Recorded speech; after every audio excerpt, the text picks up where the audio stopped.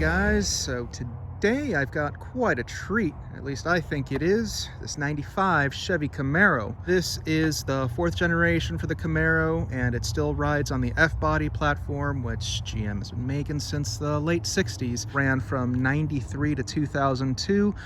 In this form factor, or at least with this fascia and interior, it went from 93 to 97, and then they just updated the front end and updated the interior a bit. But overall, there's not a huge difference. Really don't see that many of the convertible forms of the Camaro, especially of this generation. They're just so rare.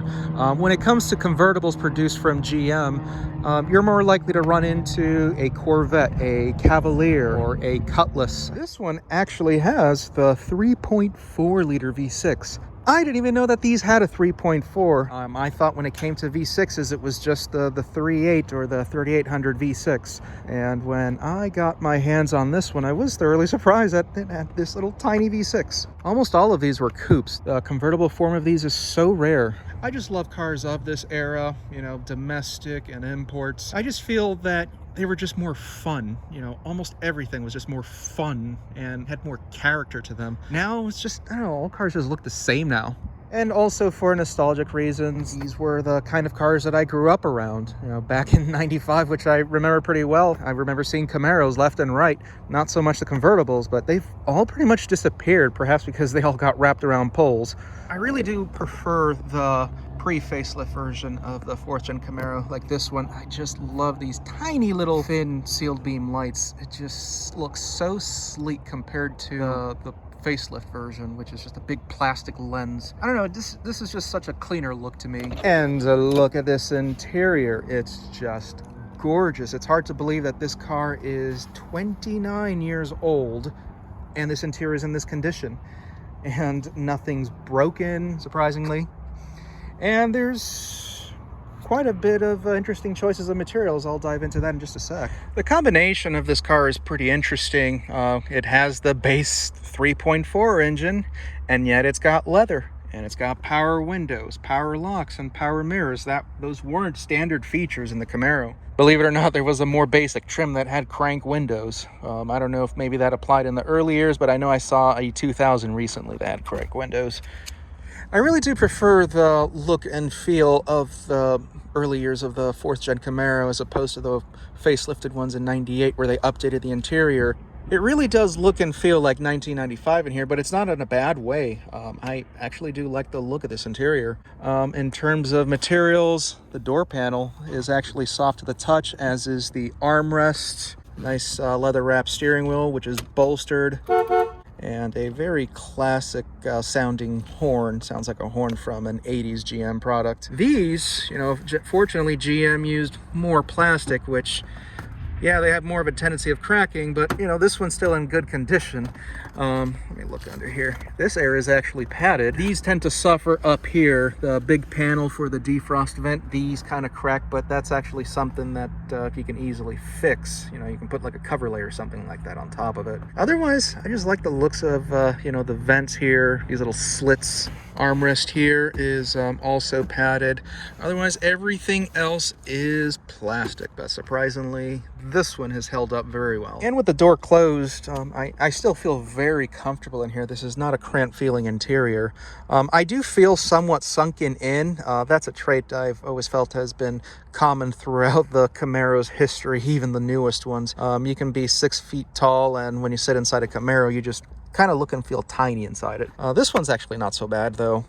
It doesn't have power seats, but this one you can actually tilt it. There's actually another lever here, and you can tilt it back and you get more thigh support, which is nice. I'm going to be a little bit brave and sit inside this back seat. I got a little bit of a story. These are actually the true definition of a bucket seat, because you're literally sitting inside a bucket.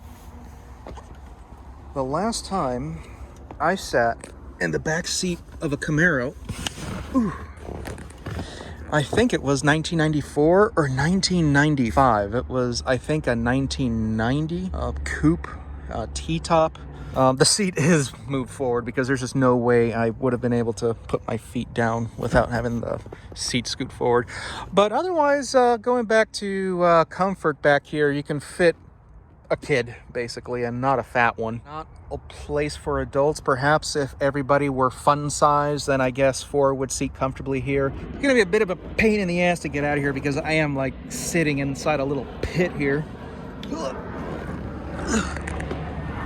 I feel like a pregnant woman getting out of this thing. One interesting thing here is that this backrest, I need to use both hands, folds down. So it actually serves as a useful little cargo area here. Nice little flat floor, I guess for groceries and whatnot, because the trunk space really isn't that great, and I'll show you that in a moment. One thing the Camaro has never had was a massive trunk. This, I mean, it is kind of deep, and you can fill it up with maybe a golf bag and some groceries, but you can't really fit a big box or anything in here. And the boot, it's actually 3 separate pieces of plastic here, which goes into this thing. Once you have it in here, it basically takes up a huge amount of space. So this is something you're never going to be carrying around. You know, most people are just going to keep this in the garage and never use it. This car last clearly didn't use it because it's not faded and it doesn't feel, you know, brittle like it's going to break. So this thing was probably in the garage the whole time or in the trunk. Now, one annoying thing is this boot. You have to open the trunk in order to remove it because the trunk lid pinches it in the back, and that's how it's secured in place. Voila. And I put the boot in its pouch, and I think I understood why it was in such good condition, because it's such a pain in the ass to put in this thing. Oh, I think I even bruised my knuckle. It's perfectly fine without it. I don't even know why I even bothered putting it on. Start this thing up.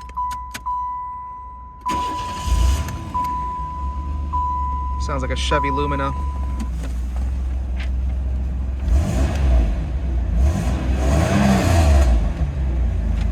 Top actually is pretty quick. It's not that slow.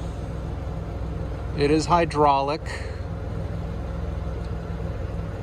And this is a new convertible top, so it's still very tight. But yeah, you still have a full-sized window, and again, the rear defogger, which is nice. Look at this teeny weeny little 3.4 liter V6. It makes only 160 horsepower, but surprisingly it makes 200 foot-pounds of torque, which, in my opinion, that's not bad for a pushrod, small displacement V6 of this era. I'm just really admiring the simplicity of cars of this era. You know, you can still dive in and fix whatever you want. And I was amazed going inside of this interior. It actually does have OBD2. You know, that was pretty rare in 95 still. Again, going back to the look of these seal beam lights, just look at this. I think that's high.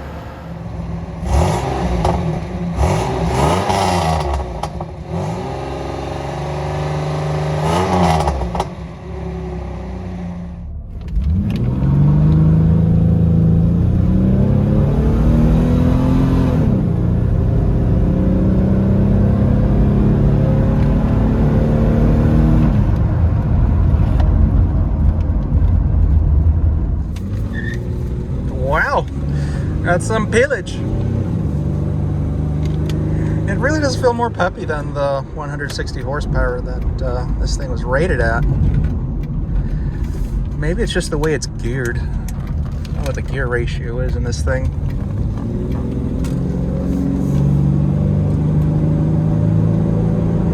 It's not fast, that's the word I meant to say, but it's definitely not slow. It gets up and goes. It's surprisingly tolerably fast, or quick enough.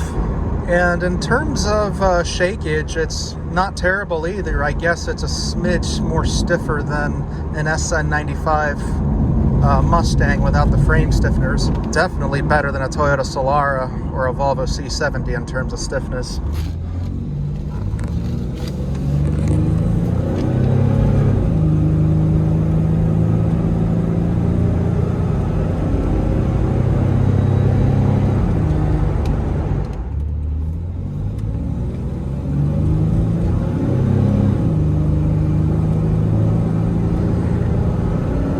and it's tolerably quick enough.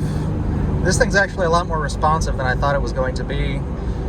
For the average person that's, doesn't care about doing burnouts and whatnot, this engine will suffice to get around. If anything, I compare this to, driving a Toyota Solara, except this is a lot more fun than a Solara. I mean, you can still peel the wheels in this thing and probably do donuts in it. In terms of the way it drives, it definitely feels like a car of its era, but it's still not sloppy. Ride is still smooth and composed. Even when this thing was made, this platform was already ancient, but I don't know, this still feels like a decent driver. This is something that I guess I wouldn't mind driving for hundreds of miles if I had to. And even with the top up, noise is not that bad. If anything, it's quieter than my 99 SL500 R129. That thing's like a freaking umbrella when the top is up. But really, the sound of this engine, it's not a refined sound. If you want a Camaro and want an engine that sounds good, then go for the V8. I don't think I've ever heard a bad sounding V8 from any manufacturer. But again, if you don't care about those things, this V6 will suffice just fine. My battery's getting kind of low. I'm at 3%, so I got to wrap this up. But yeah, it was definitely a real treat for me to drive this thing. If you're ever in the market for an older classic convertible, look for a Camaro. Consider it if you can't find a decent looking Mustang. These are so rare, and I consider them to be, very special cars, especially in the convertible form. In my opinion, it's far more special than, a Mustang. So anyways, guys, thanks for watching again, and stay tuned for the next used car. Still have a couple in the pipeline coming up.